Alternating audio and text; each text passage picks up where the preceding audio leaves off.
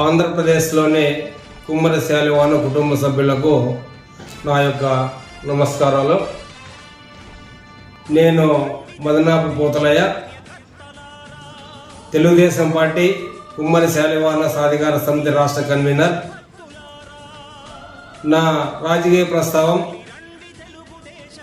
గ్రామ స్థాయి కార్యకర్త నుంచి 1983 తెలుగుదేశం పార్టీ స్థాపించిన నుంచి ఈనాటి వరకు కూడా తెలుగుదేశం పార్టీలో నా రాజకీయ ప్రస్థానం కొనసాగుతుంది. అందులో నేను కుమ్మరి శాలివాహన సంఘంలో గ్రామ స్థాయి అధ్యక్షుడి నుంచి బత్తలపల్లి మండల అధ్యక్షుడు, తద్వారా జిల్లా ప్రధాన కార్యదర్శిగా, జిల్లా గౌరవ అధ్యక్షులుగా, అలాగా అధ్యక్షులుగా, నేడు జిల్లా రాష్ట్ర కోశాధికారి కూడా నేను పనిచేయడం జరుగుతున్నది. అందులో భాగంగా రాష్ట్రంలోని కుమ్మరులందరినీ అన్ని జిల్లాల్లో కూడా మమేకమై వారితో వారి బాటలో నేను పయనించడం నడుస్తుంది. అది గుర్తించి కుమ్మరులతో ఉన్న సంబంధాలను, కుమ్మరులతో ఉన్న అనుబంధాలను, కుమ్మరులతో నేనున్న సఖ్యాన్ని గమనించి మన జాతీయ అధ్యక్షుల వారు నారా చంద్రబాబు నాయుడు గారు, అలాగే జాతీయ ప్రధాన కార్యదర్శి లోకేష్ బాబు గారు, బీసీసీఎల్ రాష్ట్ర అధ్యక్షులు కొల్లు రవీంద్ర గారు నన్ను రాష్ట్ర కుమ్మరి శాలివాహన సాధికార కన్వీనర్గా నియమించినందుకు వారికి కూడా నా ప్రత్యేక నమస్కారాలు తెలుపుకుంటూ, ముఖ్య ఉద్దేశం, మనము స్వతంత్రం వచ్చినప్పటి నుంచి కూడా కుమ్మరులు రాజకీయంగా, ఆర్థికంగా చాలా వెనుకబడి ఉన్నాం. ఇంతవరకు ఏ పార్టీ ఏదైనా చేసింది కుమ్మరులకు మేలంటే కేవలం ఆనాడు విశ్వవిఖ్యాత నట సార్వభౌమ ఎన్టీ రామారావు గారు, నేడు మన జాతీయ అధ్యక్షులు నారా చంద్రబాబు నాయుడు గారు. ఆదరణ పనిముట్లు అయితేనేమి, తర్వాత ఫెడరేషన్ రుణాలు అయితేనేమి, కోట్లాది రూపాయలు మనము ఎంతైతే చేసుకోగలుగుతామో, కనీసం 50 కోట్లు అడిగితే 100 కోట్లు కూడా మన ఫెడరేషన్కి ఇచ్చిన దాత, సహృదయం గల మన జాతీయ అధ్యక్షుడు నారా చంద్రబాబు నాయుడు గారు. మరొకటి మనం గుర్తు చేసుకోవాలి, ఈరోజు ఎల్లుండి ఎన్నికలు నడుస్తున్నాయి. ఎన్నికల్లో వైఎస్ఆర్ పార్టీ నాయకులు కళ్ళబొల్లి మాటలు ఎన్నో చెప్తున్నారు. గత 5 సంవత్సరాల నుంచి కుమ్మరులకు చేసింది శూన్యం. ఎక్కడే కానీ ₹1 సబ్సిడీ రుణం కానీ, ఒకసారి ఆదరణ పనిముట్లో కానీ, కనీసం రాజకీయంగానే ఎలాంటి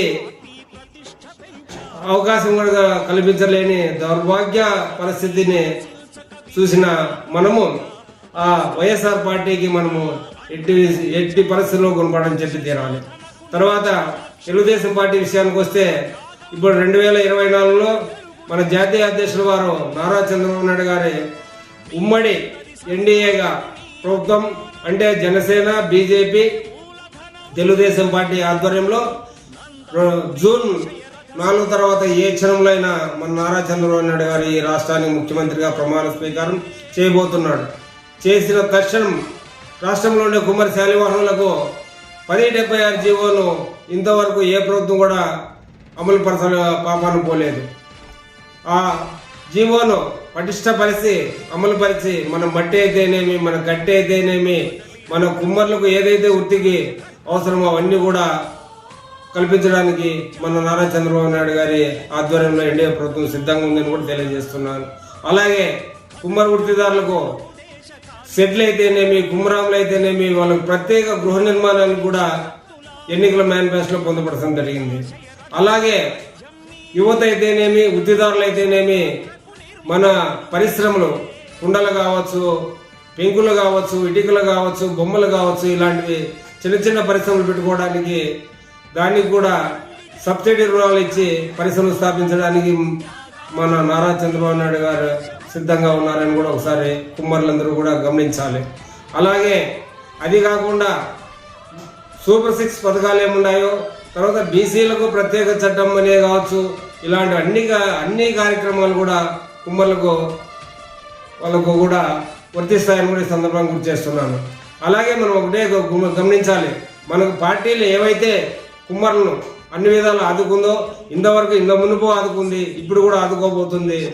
ఈ జిల్లా విషయానికి వస్తే మన 2014లో చంద్రబాబు నాయుడు గారు ముఖ్యమంత్రి అయిన తక్షణం 2015లో 5 కోట్ల రూపాయల గల స్థలాన్ని కుమ్మర కమిటీకి కూడా నియమించడం ఆయన చెప్పుకోదగ్గ విషయం. అలాగే స్వర్గీయ నందమూరి తారక రామారావు కూడా 1985లోనే ఒక 5 ఎకరాల స్థలాన్ని 5 లక్షల రూపాయలు ధర్మవరం కుమ్మర్ల కోసం కూడా కేటాయించడం కూడా జరిగింది.